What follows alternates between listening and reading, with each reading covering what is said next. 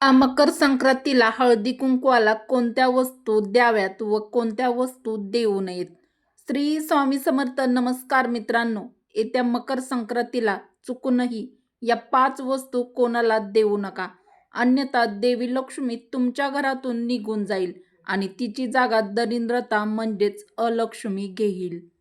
14 जानेवारी 2026 रोजी संक्रांत आली आहे. खूप दिवसानंतर असा योग आला आहे. याच दिवशी षटतिला एकादशी देखील आहे. अतिशय शुभ अशी ही तिथी आहे. एकादशी आणि मकर संक्रांती एकत्रित आपण साजरी करणार आहोत. शके 1947 पौष कृष्ण 11 बुधवारी 14 जानेवारी 2026 रोजी दुपारी 3:06 सूर्य मकर राशीत प्रवेश करतो. संक्रांतीचा पुण्यकाळ कधी आहे तर 14 जानेवारी रोजी दुपारी 3:06 पासून सूर्यास्तापर्यंत म्हणजेच 6:20 या पुण्यकाळात आपण काय करायचं आहे तर महिलांनी वाण वसा करून घ्यावा. वाण दान आपण करू शकता, जप तप करू शकता. 14 जानेवारी 2026 रोजी यंदाची मकर संक्रांत आलेली आहे. यंदाचे सूर्याचे मकर संक्रमण बालव कारणावर होत असून संक्रांतीचे वाहन वाघ आहे तर उपवाहन घोडा आहे. तिने पिवळे वस्त्र परिधान केलेलं असून माथ्यावर केशराचा टिळा लावलेला आहे. मकर संक्रांतीला स्नान, दान, जप, तप इत्यादी शुभ कार्य तसेच काही खात्रीशीर ज्योतिषी उपाय केल्यामुळे आपल्याला पुण्यफळाची देखील प्राप्ती होत असते. फक्त या गोष्टी आपल्याला मकर संक्रांतीच्या पुण्यकाळात करायच्या असतात. मकर संक्रांतीच्या निमित्ताने दान करण्याचा म्हणजेच दान धर्म म्हणा. त्या दिवशी आपण काही वस्तू गरजू लोकांना तसेच विवाहित महिलांना देत असतात. पण हे सगळं करत असताना आपल्याला काही अशा वस्तू ज्या दान देणं आपल्याला कटाक्षाने यंदाच्या मकर संक्रांतीला हळदी कुंकू करताना टाळायच्या आहेत. चला जाणून घेऊया आपण. त्याआधी तुम्हाला माता लक्ष्मीचा आशीर्वाद हवा असेल तर व्हिडिओला एक लाईक करा आणि चॅनलला सबस्क्राईब करून कमेंटमध्ये जय माता लक्ष्मी किंवा ओम आदित्याय नमः नक्की लिहा. 20 ते 30 डिसेंबर दरम्यान दरवर्षी सूर्याचं उत्तरायण सुरू होत असतं. यंदा ते 21 डिसेंबर 2025ला सुरू झालं. तरीही मकर संक्रांतीलाच काही भागामध्ये उत्तरायण असं म्हटलं जातं. यासाठी की मकर संक्रांतीच्या दिवसापासून पुढे जून महिन्यापर्यंत सूर्य उगवताना आपल्याला काहीसा उत्तरेकडे झुकलेला दिसतो आणि तो अगदी स्पष्टपणे दिसतो. धार्मिक मान्यतानुसार सूर्य उत्तरायणमध्ये असणं म्हणजे साक्षात आपल्यासाठी मोक्षाचं दार उघडलेलं असतं.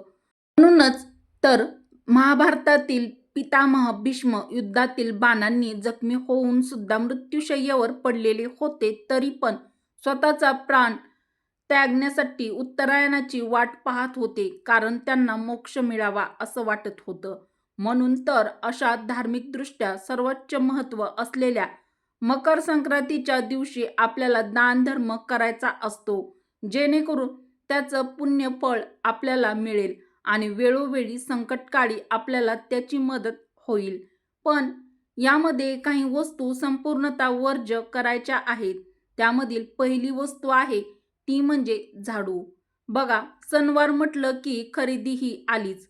आपण वेगवेगळ्या गोष्टी सणवाराच्या निमित्ताने विकत घेत असतो, पण मकर संक्रांतीच्या दिवशी आपल्याला खरेदीमध्ये झाडू अजिबात घ्यायचा नाही.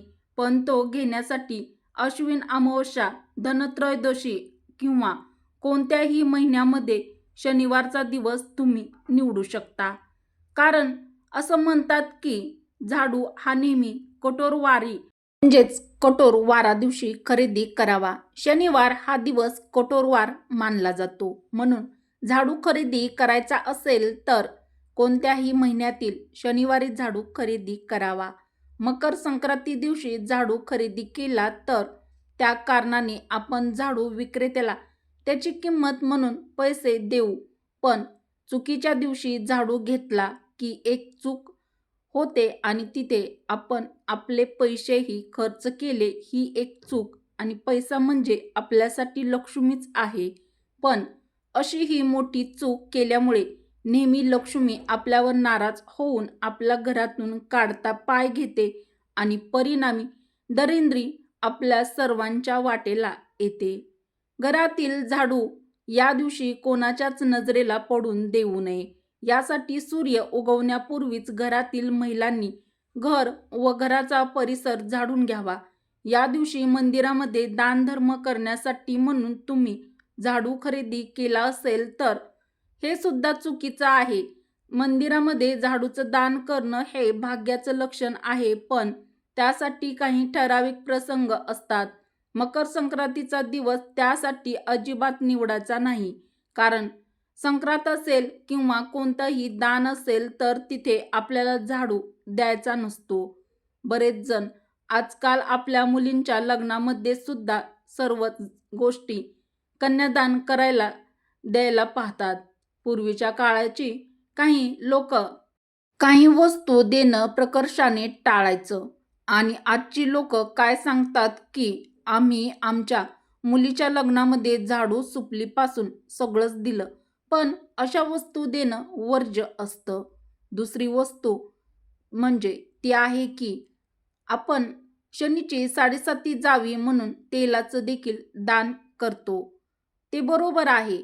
शनीची साडेसाती तसेच कोणत्याही पीडा शत्रू समस्या असल्यावर शनिवारी शनी मंदिरात किंवा कोणत्याही मंदिरात किंवा अमावस्येला सणाला गोरगरिबांना तेलाचं दान केल्यामुळे शनीची साडेसाती दूर होऊन जाते.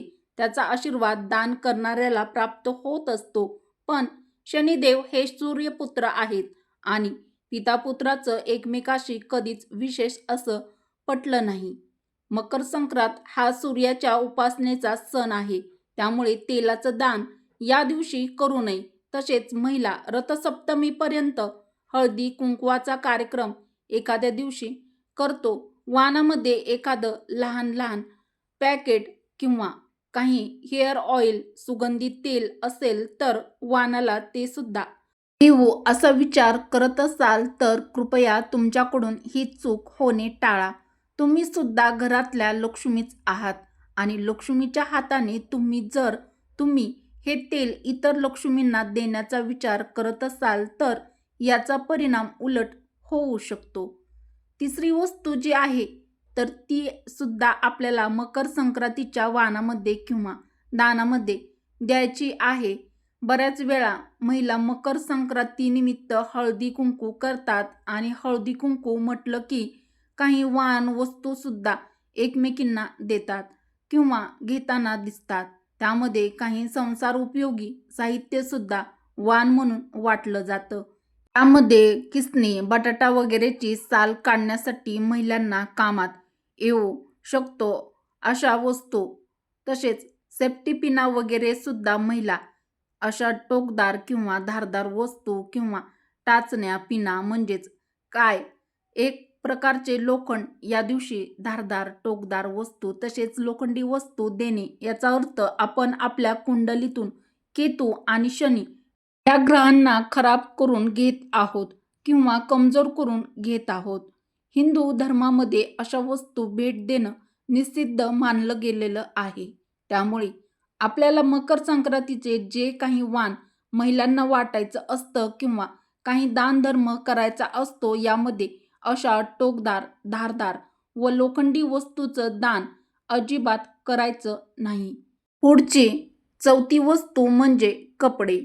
मकर संक्रांतीच्या पुण्य काळामध्ये किंवा त्या दिवशी शक्य झालं नाही किंवा किंक्रांतीचा दिवस सोडल्यानंतर अशा सूर्यास्तापर्यंत अगदी कोणत्याही वेळेमध्ये तुम्ही जर कपड्याचे दानधर्म केला तर तो सर्व दानामध्ये सर्वश्रेष्ठ दान मानलं जातं. कारण मकर संक्रांत किंवा अगदी रथसप्तमीपर्यंत म्हणजेच रथसप्तमी येईपर्यंत सूर्योदयापासून सूर्यास्तापर्यंत अगदी कोणत्याही वेळेमध्ये तुम्ही जर कपड्याचा दानधर्म केला तर तो दानामध्ये सर्वश्रेष्ठ मानला जातो. कारण मकर संक्रांत किंवा अगदी रथसप्तमी येईपर्यंत भरपूर थंडी असते आणि ही जी थंडी असते ती आपल्याला अगदी असह्य करून सोडते. कधीही थंडी जाईल आणि उन्हाळा येईल, त्यामुळे कपड्याचं दान करताना सुद्धा आपण त्यामध्ये ब्लँकेट, चादर किंवा उबदार कपडे गरजू लोकांना दिले की खरंच गोरगरीब लोकांना याची मदत होऊ शकते. त्यामुळे प्रत्यक्ष सूर्यनारायण आपल्यावर प्रसन्न होतात. कारण स्वतः सूर्यदेवांना निरपेक्ष दानाचे धनी असं म्हटलं जातं. कारण सूर्य स्वतः तापतो आणि सर्वांना प्रकाश देण्याचं काम करतो, म्हणून आपण त्यांना निरपेक्ष दानाचे धनी म्हणतो. कारण कोणतेही किंमत आपण सूर्यप्रकाशासाठी मोजत नाही. याशिवाय आपले पितृ सुद्धा आपल्यावर प्रसन्न होतात जर आपण मकर संक्रांतीचं हे दान त्यांच्या नावानं केलं तर. काही जण काय करतात, थोडेफार वापरलेले कपडे असतील तर ते देतात, पण असं अजिबात करू नका. याचा उलट परिणाम तुमच्या कुटुंबात आजारी कोणी अशा पद्धतीने होऊ शकतो. त्यावर होणारा खर्च म्हणजे तुमच्या घरातून लक्ष्मी निघून जाणं किंवा वाण स्वरूपामध्ये आपल्याला नवीन घेतलेल्या वस्त्र द्यायचा असतं. हे मात्र नेहमी लक्षात ठेवा. आणि नेहमी लक्षात ठेवा की आपण दुसऱ्यांना जे काही देतो त्याच प्रकारे आपल्याला परत मिळतं. म्हणून देताना चांगलंच द्या, म्हणजे आपल्यालाही त्याचं चांगलंच फळ मिळेल. पुढची 5वी वस्तू आहे ती म्हणजे शेवटची ही वस्तू. महिला हळदी कुंकू करावयाला म्हणून वाणाच्या वस्तू खरेदी करताना देतात किंवा दिसतात. त्यामध्ये जास्तीत जास्त वस्तू या प्लास्टिकच्या घेताना दिसतात, कारण स्वस्तात मस्त पर्याय वाटतो म्हणून.